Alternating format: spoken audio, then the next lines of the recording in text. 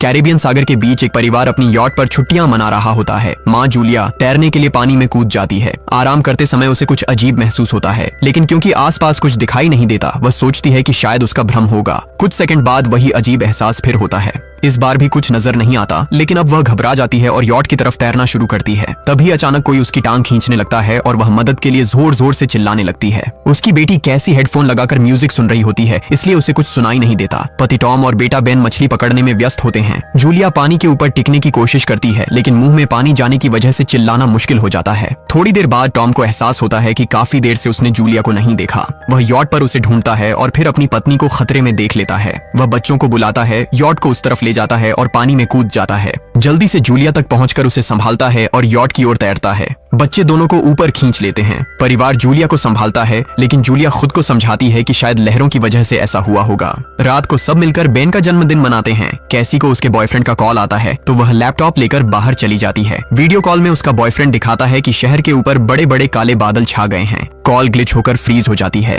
कैसी यह बात परिवार को बताने आती है, लेकिन टॉम कहता है कि शायद जमीन से दूर होने की वजह से सिग्नल कमजोर है। तभी सबको एक आवाज सुनाई देती है। वे सब बाहर जाते हैं और देखते हैं कि व्हेल मछलियों का एक समूह गुजर रहा है। टॉम समझाता है कि व्हेल मछलियां हमेशा पृथ्वी के मैग्नेटिक फील्ड को फॉलो करती हैं, लेकिन जब तूफान आता है तो वे कंफ्यूज हो जाती हैं। अचानक यॉट जोर से हिलती है और बेन गिर जाता है। टॉम को चिंता होती है कि कहीं यॉट को नुकसान तो नहीं पहुंचा, इसलिए वह डाइव करके नीचे चेक करने चला जाता है। कुछ देर बाद वह सतह पर वापस आता है, लेकिन उसके कंधे पर एक बड़ा घाव होता है। जूलिया तुरंत उसका जख्म सीती है। टॉम बताता है कि पानी के अंदर उसे ऐसा लगा जैसे उसके पीछे कोई बहुत बड़ा जीव था, लेकिन जब उसने मुड़कर देखा तो प्रोपेलर से कट लग गया। वह कहता है कि जो भी चीज थी बहुत बड़ी थी। टॉम को यॉट पर काफी नुकसान दिखाई देता है, इसलिए उन्हें मदद बुलानी पड़ती है। जूलिया बार बार रेडियो पर कोशिश करती है। कैसी फोन पर सिग्नल ढूंढती है, लेकिन कुछ भी काम नहीं करता। तभी कैसी को एक अजीब सा जीव दिखाई देता है और वह चिल्ला उठती है, लेकिन वह तो बस बेन होता है जो मास्क पहनकर मजाक कर रहा होता है। कुछ देर बाद यॉट पूरी तरह बंद हो जाती है और समुद्र के बीच में फंस जाती है। जूलिया रेडियो में एक आवाज सुनती है, लेकिन आवाज इतनी खराब होती है कि उसे कुछ समझ नहीं आता। टॉम परिवार को बताता है कि उनके पास सिर्फ 4 दिन का खाना पानी बचा है और अब उन्हें किसी मछली पकड़ने वाली नाव का इंतजार करना होगा। अचानक रडार पर कुछ डिटेक्ट होता है और परिवार को एक अजीब सी आवाज सुनाई देती है। सब दौड़कर बाहर आते हैं और हैरानी से देखते हैं कि कई सारे उल्कापिंड जमीन पर गिर रहे हैं। जहां जहां उल्कापिंड गिरते हैं वहां बड़े धमाके होते हैं। एक उल्कापिंड पानी में उनके पास गिरता है तो टॉम तुरंत यॉट को चलाने की कोशिश करता है। इंजन मुश्किल से चलता है, लेकिन तभी एक और उल्कापिंड उस इलाके को हिट करता है। परिवार डर के मारे एक दूसरे को कसकर पकड़ लेता है। तभी टॉम को समझ आता है कि जो आग के गोले गिर रहे हैं वे उल्कापिंड नहीं बल्कि सैटेलाइट्स हैं। उसी वक्त बेन देखता है कि यॉट से धुआं निकल रहा है। टॉम चेक करता है और कंफर्म होता है कि इंजन खराब हो गया है। हवा तेज होने लगती है तो फैमिली यॉट के अंदर छुप जाती है, बिना ये नोटिस किए कि कंपास बहुत तेजी से घूम रहा है। यॉट जोर जोर से हिलने लगती है। बेन फिर से गिर जाता है और इस बार उसे चोट भी लग जाती है। लहरें तेजी से यॉट से टकरा रही होती हैं। टॉम स्ट्रगल करके बाहर जाता है और लाइफ जैकेट्स लेकर आता है। तभी पावर चली जाती है। टॉम तुरंत पावर बॉक्स का बटन प्रेस करता है और लाइट वापस आ जाती है। उस वक्त बेन नोटिस करता है कि जूलिया की नाक से खून बह रहा है। जूलिया को चक्कर आने लगते हैं, जबकि कैसी सिंक पर जाकर उल्टी कर देती है। टॉम रेडियो ट्राई करता रहता है पर सिग्नल नहीं मिलता। अचानक एक तेज हाई पिच्ड नॉइज आती है और हवा और भी स्ट्रॉन्ग हो जाती है। जूलिया दरवाजे बंद करने की कोशिश करती है, पर एक हैच खुल जाता है और हवा खिड़कियां तोड़ने लगती है। टॉम एक फ्लेयर जलाता है और थोड़ी देर बाद अंधेरा छा जाता है। अगली सुबह फैमिली शॉक में उठती है कि वो स्टॉर्म से बच गए हैं, लेकिन यॉट आधी तबाह हो गई होती है। जब वो बाहर आते हैं तो देखते हैं कि समुद्र का पानी गायब हो गया है और यॉट अब जमीन पर अटकी है। सब ये देखकर शॉक में आ जाते हैं। कैसी सिग्नल चेक करती है पर नेटवर्क बिल्कुल डाउन होता है। बेन 2 मरे हुए केकड़ों से खेलने लगता है। टॉम कंपास चेक करता है और देखता है कि वो उल्टा हो गया है। ये आखिरी बार 7 लाख साल पहले हुआ था। कैसी को लगता है कि उसका बॉयफ्रेंड मर गया होगा और वो टूट जाती है। जब जूलिया उसे समझाने आती है तो कैसी उसे दूर कर देती है और छुपने चली जाती है। जूलिया और टॉम बची हुई सप्लाईज देखते हैं। बेन अपने बर्थडे बलून्स एक पत्थर से बांध देता है ताकि शायद कोई बचा हुआ सर्वाइवर देख ले। टॉम फिर रेडियो ट्राई करता है और इस बार एक आदमी से कनेक्शन हो जाता है। उसका नाम नाव होता है और वो एक सबमरीन का कैप्टन होता है। उसकी सबमरीन भी लैंड पर अटक गई है। वो कंफर्म करता है कि मैग्नेटिक पोल्स रिवर्स हो गए हैं, इसलिए ओशन पीछे हट गया है और जमीन डूब गई है। वो कहता है कि उसने अभी तक और सर्वाइवर्स नहीं देखे और कम्युनिकेशन सिस्टम्स बिल्कुल डाउन हो गए हैं। वो मजीद ये भी कहता है कि पोल्स फिर रिवर्स होंगे और शायद एक हफ्ते में समुद्र वापस आ जाएगा। वो फैमिली को वार्न करता है कि जितना हो हो सके ऊंची जगह चढ़ जाओ, क्योंकि जब पानी वापस आएगा तो वो बहुत खतरनाक होगा। वो बोलता है उसका पार्टनर क्रैश में मारा गया और सबमरीन में बस 3 लोगों की ही जगह है। जूलिया और टॉम उससे कहते हैं कि प्लीज हमारे बच्चों को बचा लो। वो उन्हें अपने कोऑर्डिनेट्स दे देता है। टॉम कैलकुलेट करता है कि सबमरीन तक पहुंचने में 2-3 दिन लगेंगे। वो फैमिली से कहता है आज रात अच्छे से आराम कर लो, कल सुबह हम निकलेंगे। अगली सुबह फैमिली सामान पैक कर रही होती है, तभी टॉम को पास में कुछ हिलता हुआ दिखता है। वो एक लंगड़ा आदमी होता है जिसके हाथ में हारपून होती है और साथ में एक कुत्ता लगातार भौंक रहा होता है। टॉम उसके पास जाता है और उसे पानी की बोतल देता है, लेकिन वो आदमी कुछ ऐसी भाषा में बोलता है जो टॉम समझ नहीं पाता। पानी पीने के बाद वो अजनबी अचानक टॉम के सिर पर बोतल मारता है और चेहरे पर जोर का लात मार देता है। जूलिया डर के मारे भागती है, लेकिन तब तक देर हो चुकी होती है। वो आदमी टॉम के पेट में हारपून घुसा चुका होता है। टॉम कुछ पल तक तड़पता है और फिर वो उसकी गर्दन भी काट देता है। फिर वो आदमी जूलिया के पीछे भागता है और उस पर हारपून फेंकता है, जिससे उसके कंधे में चोट लग जाती है। जूलिया दर्द सहते हुए यॉट के अंदर भागती है और बच्चों को बोलती है कि छुप जाओ। वो दरवाजा लॉक कर देती है। कैसी और बेन सोफे के अंदर घुस जाते हैं। जूलिया उन्हें फ्लेयर गन पकड़ाती है और खुद एक चाकू लेकर बाथरूम में छुप जाती है। वो आदमी दरवाजे पर जोर जोर से धक्के मारता है और आखिर अंदर घुस ही जाता है। पहले वो थोड़ा खाना उठाता है और फिर यॉट में इधर उधर ढूंढने लगता है, फिर बाथरूम की तरफ जाता है, लेकिन जूलिया समझदारी से एक छोटे छेद से बाहर निकल जाती है। वो आदमी सोचता है कि जूलिया भाग गई,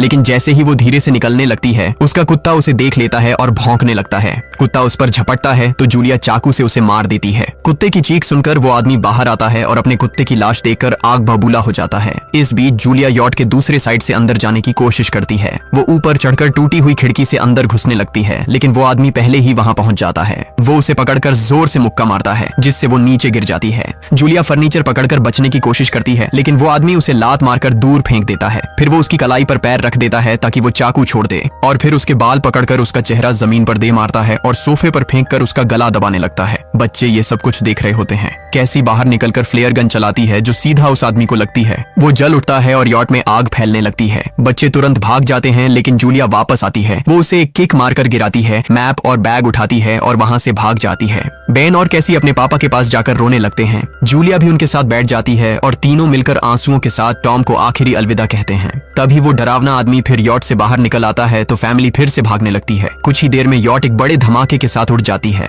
थोड़ी दूर चलने के बाद वो लोग एक छोटे से झरने के पास रुकते हैं ताकि थोड़ा आराम कर सकें। कैसी सोचती है कि शायद वो पागल आदमी उनके पास गुब्बारे देखकर आया था। ये सुनकर बेन खुद को कसूरवार मानने लगता है। जूलिया उसे समझाती है कि इसमें उसकी कोई गलती नहीं थी और सबको आगे बढ़ने को कहती है, क्योंकि वो आदमी अभी भी उनके पीछे है। रास्ते में एक छोटे तालाब के पास बेन एक मरी हुई हैमरहेड शार्क देखकर हैरान रह जाता है। तभी जूलिया नोटिस करती है कि वो आदमी फिर उनके करीब पहुंचने वाला है। सब लोग दौड़ पड़ते हैं और एक रेत के टीले से नीचे गिर जाते हैं, जहां उन्हें जहरीला कचरा दिखाई देता है। फैमिली सावधानी से उसे पार करती है और लगता है कि उन्होंने उस आदमी से पीछा छुड़ा लिया है। चलते चलते उन्हें बड़े बड़े मरे हुए सी एनिमल्स और समुद्र के नीचे जमा हुआ सारा प्लास्टिक दिखने लगता है। बेन धीरे धीरे चलने लगता है तो जूलिया समझ जाती है कि वो डिहाइड्रेशन के करीब है। वो सबको रुकने को कहती है। जब वो पानी की बोतल देखती है तो उसे झटका लगता है। बोतल में पानी लगभग खत्म हो चुका होता है। कैसी को एहसास होता है कि शायद उसने बोतल ठीक से बंद नहीं की थी। जूलिया गुस्से में चिल्लाती है कि उसकी लापरवाही की वजह से पानी खत्म हो गया। कैसी जवाब देती है, क्या फर्क पड़ता है, वैसे भी हम बचने वाले नहीं हैं।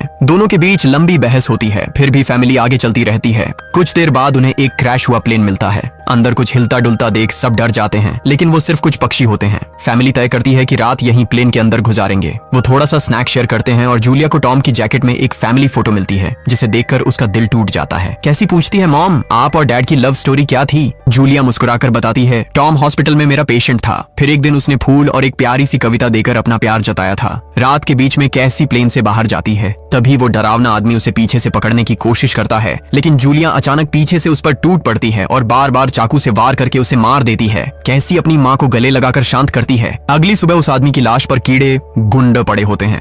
फैमिली नोटिस करती है कि उसके शरीर पर कई काटने के निशान हैं, मतलब इस एरिया में कोई खतरनाक जीव छिपा हुआ है। जैसे ही वो लोग वहां से निकलते हैं, केकड़े उसके मुंह से बाहर निकल आते हैं। कुछ घंटों बाद जूलिया और कैसी मैप देख रही होती हैं, लेकिन बेन धीरे से आगे निकल जाता है। जूलिया चिल्लाती है, रुक जाओ, लेकिन बेन एक तालाब में झुककर पानी पीने लगता है। जूलिया तुरंत उसे खींचकर बाहर निकालती है और समझाती है कि अनजान पानी उसे बीमार कर सकता है। धूप बहुत तेज हो जाती है तो फैमिली अपने सिर कपड़ों से ढक लेती है। बेन को चक्कर आने लगते हैं। तभी उन्हें कुछ पुराने कुर्सियां मिलती हैं और जूलिया कैसी उनसे एक टेम्पररी शेल्टर बना लेती हैं। जूलिया बेन को इंजेक्शन लगाती है और तय करती है कि वो रात वहीं बिताएंगे। सुबह जूलिया एक अजीब सी आवाज सुनकर उठती है। बाहर जाकर देखती है तो क्रैब्स का एक बड़ा झुंड उनकी तरफ आ रहा होता है। वो तुरंत बच्चों को उठाती है और तीनों भागना शुरू कर देते हैं। भागते भागते उन्हें एक बड़ा कार्गो शिप दिखाई देता है। वहाँ 3 क्रू मेंबर्स जिंदा होते हैं। एक औरत उनकी मदद करना चाहती है, लेकिन बाकी 2 आदमी मना कर देते हैं और तीनों फैमिली को बाहर छोड़कर कंटेनर लॉक कर लेते हैं। क्रैब्स पास आ जाते हैं। जूलिया बच्चों को कंटेनर के ऊपर चढ़ाती है। खुद जब चढ़ने लगती है तो क्रैब्स उसके पैर को जोर से काट लेते हैं।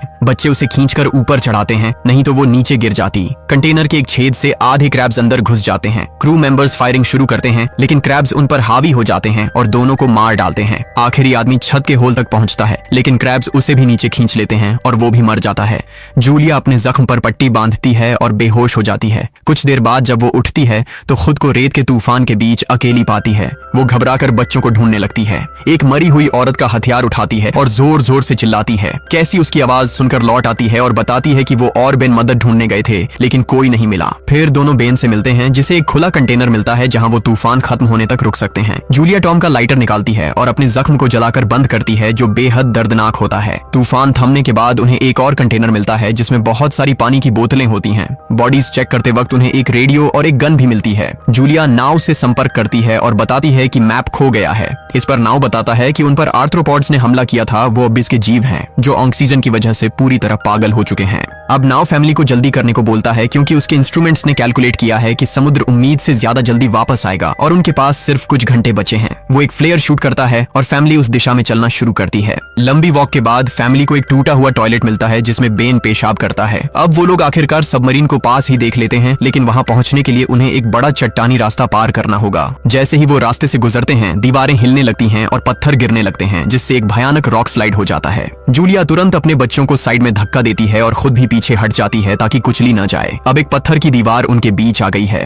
जूलिया बच्चों से कहती है कि वो बिना उसके आगे बढ़ जाए, लेकिन कैसी मना करती है और जोर देती है कि उसकी माँ को चढ़ने की कोशिश करनी चाहिए। बहुत बहस होती है और चिल्लाने के बाद जूलिया वादा करती है कि वो बाद में अपने बच्चों को ढूंढ लेगी। मजबूर होकर कैसी अपने भाई को खींचकर आगे ले जाती है। बच्चे चट्टानी रास्ता चढ़कर सबमरीन की तरफ भागते हैं, लेकिन वहां पहुंचकर देखते हैं कि नाव बाहर खून में लथपथ पड़ा है। वो समझाता है कि उसके लिए सब खत्म हो गया है और अब बच्चे सबमरीन ले सकते हैं। ये सोचकर कि एक एक्स्ट्रा जगह होगी, कैसी वापस अपनी माँ को ढूंढने भागती है। तभी जूलिया केकड़ों को आता देखती है और वो फायरिंग शुरू कर देती है। कुछ केकड़ों को वो मार देती है, लेकिन झुंड बहुत बड़ा होता है और सबसे लड़ना मुश्किल हो जाता है। उसी वक्त कैसी दीवार के ऊपर दिखाई देती है और हाथ आगे बढ़ाती है, तो जूलिया अपने घायल पैर के बावजूद तेजी से चढ़ना शुरू करती है। कैसी की मदद से वो दूसरी तरफ पहुंच जाती है और दोनों साथ में सबमरीन की तरफ भागते हैं। बेन पहले से ही ऊपर खड़ा होता है और फायर खोल देता है ताकि केकड़े डिस्टर्ब रहें जब तक फैमिली ऊपर चढ़ जाए। केकड़े नाव के शरीर तक पहुंचते ही तुरंत उसे खाने लग जाते हैं। जूलिया गन उठाती है और फायरिंग जारी रखती है जब तक बच्चे अंदर चले जाएं। जब वो सुरक्षित हो जाते हैं, जूलिया समझती है कि गोलियां खत्म हो गई हैं, तो वो गन केकड़ों पर फेंक देती है और अपने बच्चों के साथ अंदर चली जाती है। फैमिली हैच को अच्छे से लॉक करती है और खिड़की से केकड़ों को सबमरीन के चारों तरफ देखती है। इसी वक्त समुद्र वापस आ जाता है, तो तीनों तुरंत अपनी सीटों पर बैठकर बेल्ट पहन लेते हैं और एक दूसरे का हाथ पकड़ लेते हैं।